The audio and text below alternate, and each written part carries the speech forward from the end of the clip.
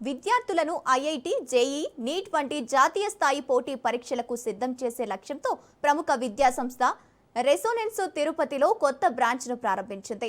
తిరుపతి ఎంఆర్పల్లిలో ప్రారంభమైన ఈ కేంద్రంలో 6వ తరగతి నుంచి 10వ తరగతి వరకు చదివే విద్యార్థుల కోసం ప్రత్యేక ఫౌండేషన్ కోర్సులు అందుబాటులోకి తీసుకువచ్చారు.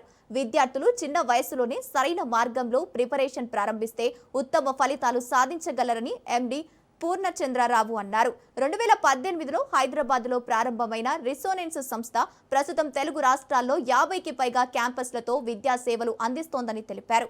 దేశవ్యాప్తంగా 2 దశాబ్దాలుగా 87 నగరాల్లో 150కి పైగా కేంద్రాలను ఏర్పాటు చేసి 10 లక్షల మందికి పైగా విద్యార్థులకు శిక్షణ ఇచ్చామని వెల్లడించారు. వీరిలో 3,30,000 మందికి పైగా విద్యార్థులు ఐఐటి, ఎన్ఐటీలు, ట్రిపుల్ ఐటీలో అడ్మిషన్లు పొందారని చెప్పారు.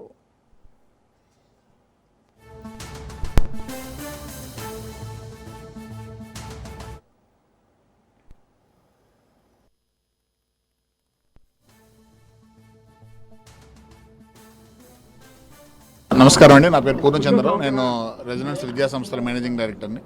ఈరోజు మా రెసిడెన్స్ని తిరుపతిలో లాంచ్ చేసుకోవడం అనేది మాకు చాలా ఆనందంగా ఉంది. సో దేశవ్యాప్తంగా 75 నగరాల్లో ఉన్నటువంటి రెసిడెన్స్ విద్యా సంస్థలని ఈరోజు మేము ఇక్కడ తిరుపతిలో లాంచ్ చేసుకోవడం, దాదాపుగా 2018 నుంచి కూడా దేశవ్యాప్తంగా ఉన్నటువంటి మిగతా సెంటర్స్తో పాటు తెలుగు రాష్ట్రాల్లో కూడా మేము 2018లో లాంచ్ చేయడం జరిగింది. 2018 తర్వాత తెలంగాణలోను మరియు ఆంధ్రప్రదేశ్లో కూడా మేము జూనియర్ కాలేజెస్లో, స్కూల్స్లో, ఫౌండేషన్ సెంటర్స్లో, ఈ లెర్నింగ్ ఇలా మల్టిపుల్ డివిజన్స్లో ఉన్నాము. సో ప్రజెంట్ కాంపిటేటివ్ ఎగ్జామ్స్కి పెరుగుతున్నటువంటి అవేర్నెస్ అండ్ జిల్లా స్థాయిలో కూడా ఉన్నటువంటి విద్యార్థులు మంచి నేషనల్ లెవెల్ కాంపిటేటివ్ ఎగ్జామ్స్లో టాప్ ర్యాంకులు సాధిస్తున్నటువంటి పరిస్థితి ఉంది.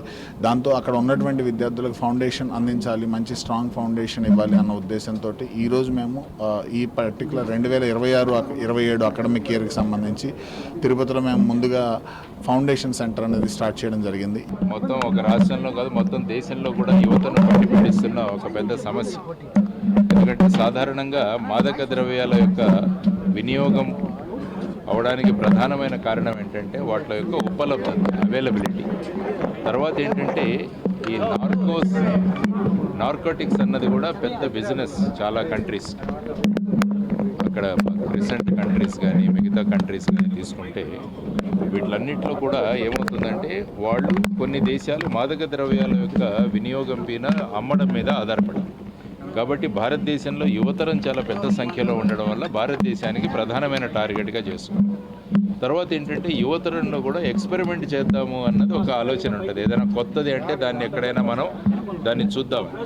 కానీ ఏమవుతుందంటే ఒక్కసారి అలవాటు పడిన తర్వాత అది ఒక వ్యసనంగా మారిపోతుంది.